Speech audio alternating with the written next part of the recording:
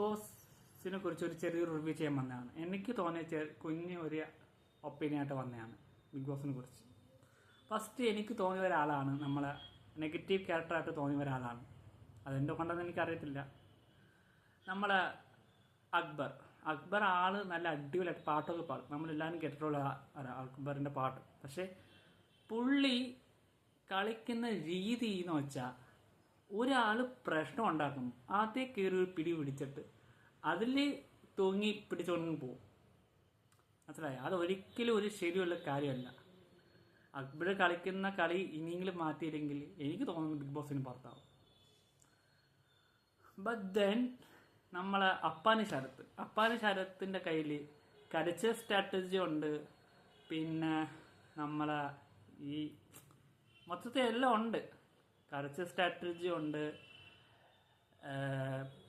പാവത്താൻ strategy ഉണ്ട്.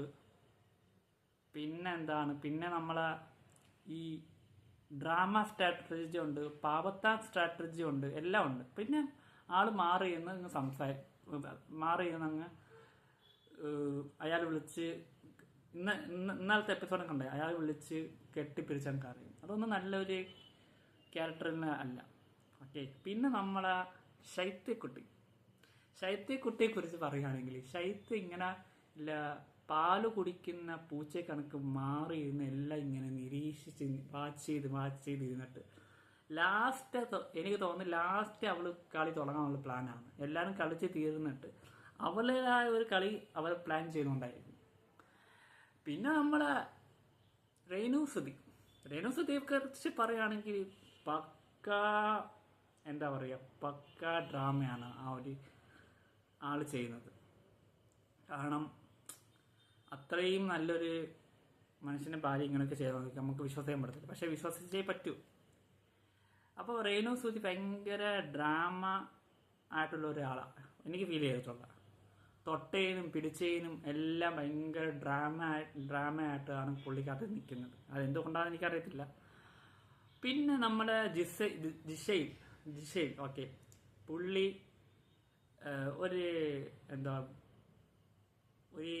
English പറഞ്ഞിട്ട് പിന്നെ മലയാളത്തിലോട്ട് വന്നൊരു ഫീലാണ് എനിക്ക് തോന്നിയത്.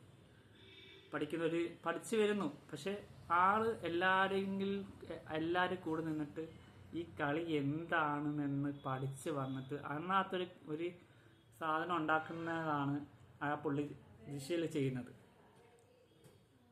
പിന്നെന്ന് വെച്ചാൽ എനിക്ക് ഇത്രയൊക്കെ ഉള്ളു പറയാൻ, വേറെ അത്രയും വലുതായിട്ടൊന്നുമില്ല. എന്നാലും ഒരാളും കൂടെ ഉണ്ട്. അയാൾ പേരെന്തായിരുന്നു? റെന ഫാത്തിമ. ഈ റെന ഫാത്തിമയുടെ ഞാൻ ഒരു കാര്യം ചോദിച്ചോട്ടെ.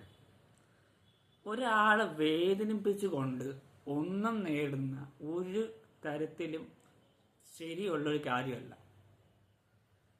റെന ഫാത്തിമയ്ക്ക് ചിന്തിച്ചാൽ, റെന ഫാത്തിമയ്ക്ക് എത്ര വയസ്സുണ്ട്? 19 വയസ്സ്. നിന്റെ മൂത്തതല്ലേ ആ റെന ഫാത്തിമയുടെ മൂത്തതല്ലേ നമ്മളെ അനു? ആ പ്രായത്തിന് ഒരു ബഹുമാനിക്കണ്ടേ? അതിന് ഞാൻ അനുവോട് കൂടെ നിൽക്കും. നമ്മൾ പ്രായം എത്ര ആയാലും ആ പ്രായത്തിനെ ബഹുമാനിക്കണം. ഇല്ലെങ്കിൽ അങ്ങനെ അനുവിനെ വിളിക്കുന്നത് എന്താവശ്യമാണ്? ചപ്പാത്തി കളിന്ന് ഒരാവശ്യമില്ല. അപ്പം അതിനെ തെറ്റ് എൻ്റെ ഒരു ഒപ്പീനിയൻ ഞാൻ പറയുകയാണെങ്കിൽ റെന ഫാത്തിമത്തെ തന്നെയാണ്. ഒരു സോറി പറഞ്ഞ് തീരാവുന്ന പ്രശ്നമേ ഉള്ളൂ എല്ലാവരുടെയും ലൈഫിൽ. അത് മറക്കരുത്. പിന്നെന്താണ് പറയുക? പിന്നെ ആരെക്കുറിച്ച് എനിക്ക് പിന്നെ നമ്മളെ പിന്നെ എനിക്ക് ഇത്രേ ഉള്ളു. എനിക്ക് പെട്ടെന്ന് ഓർമ്മ. പിന്നെ എനിക്ക് ആരും കുറിച്ചില്ല. ഇത്ര ഞാൻ പറയാൻ ആഗ്രഹിച്ചിട്ടുള്ളൂ എൻ്റെ ലിസ്റ്റിൽ. അപ്പോൾ താങ്ക് യു. അടുത്തൊരു ബിഗ് ബോസ് ബ്ലോഗായിട്ട് വരുന്നവരെ വീണ്ടും കാണാം. ഈ വീഡിയോ ഇവിടെ വൈൻഡപ്പ് ചെയ്യുന്നു. Signing off Sahad.